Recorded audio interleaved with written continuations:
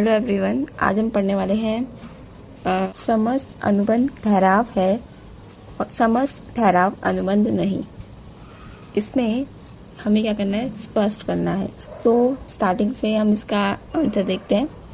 समस्त अनुबंध ठहराव होते हैं, मतलब इसमें जो अनुबंध है, अनुबंध कहते हैं हम कॉन्ट्रैक्ट को, और जो हमारा ठहराव होता है उसे हम कहते हैं एग्रीमेंट।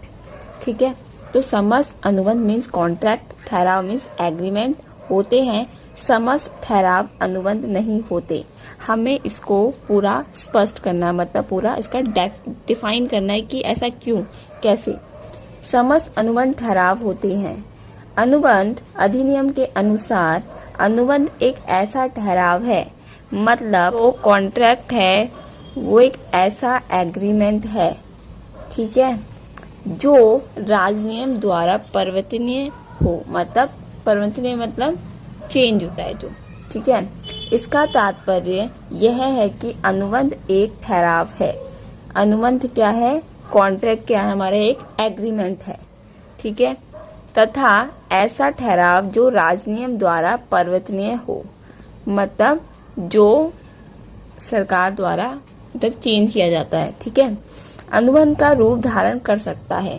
कोई भी ठहराव जो राजनियम द्वारा परिवर्तनीय नहीं होता है, अनुबंध का रूप धारण नहीं कर सकता है, मतलब जो चेंज नहीं हो सकता है वो का रूप धारण नहीं कर सकता। वो जो है वो कर सकता है धारण, पर जो नहीं है वो रूप धारण नहीं कर सकता है।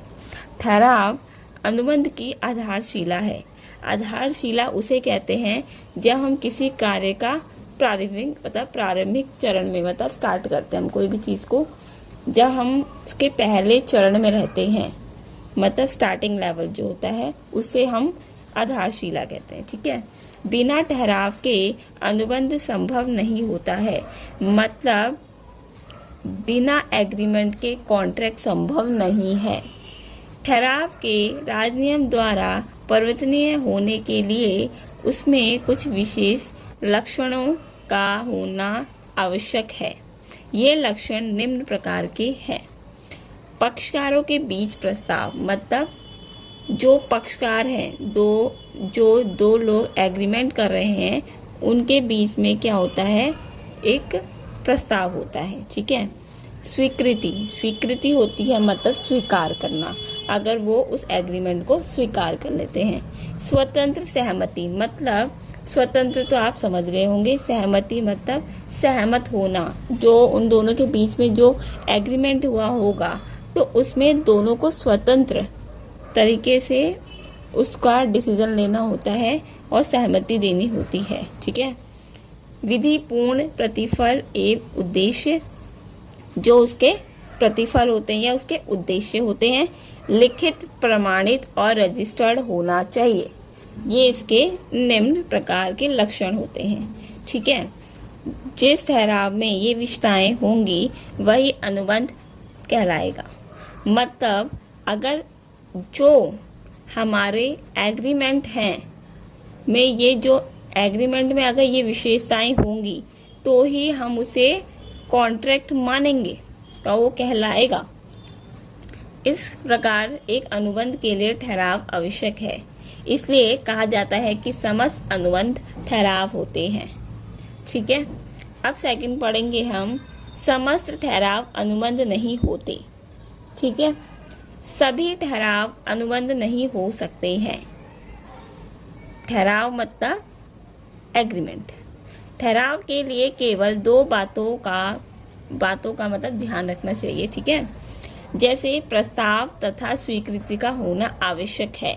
प्रस्ताव होता है जैसे दोनों के बीच में जो चीज़ रखी जाती है, मतलब प्रस्ताव रखा जाता है, ऑफर रखा जाता है कि हाँ मतलब हम ये करेंगे, वो बताता है, ठीक है, दोनों के बीच में होता है। और जो दोनों के बीच में अगर स्वीकृति हो जाती है, मतलब सहमत हो जाते हैं वो, तो हम कहेंगे कि हाँ इसके लिए, ठहराव के लिए ये ज़रूरी है, मतलब एग्रीमेंट के लिए दो चीज़ें ज़रूरी हैं। पहला है प्रस्ताव और सेकंड है स्वीकृति, ठीक है। ठहराव के लिए वैधानिक उत्तरदायित्व का होना आवश्यक नहीं है। ऐसे ठहरावों का पालन राजनियम द्वारा नहीं कराया जा सकता है और यह पक्षकारों के विश्वास पर निर्भर करता है। ऐसे ठहराव निम्न प्रकार के हो सकते हैं: घरेलू पारिवारिक ठहराव, ठीक है, और सामाजिक ठहराव, राजनीतिक ठहराव और व्यापारिक ठहराव, ये 4 हैं, ठीक है। तो आज के लिए सिर्फ इतना ही। अगर आपको मेरी वीडियो अच्छी लगे तो मेरे चैनल को सब्सक्राइब करें और वीडियो को लाइक करें। Thank you so much.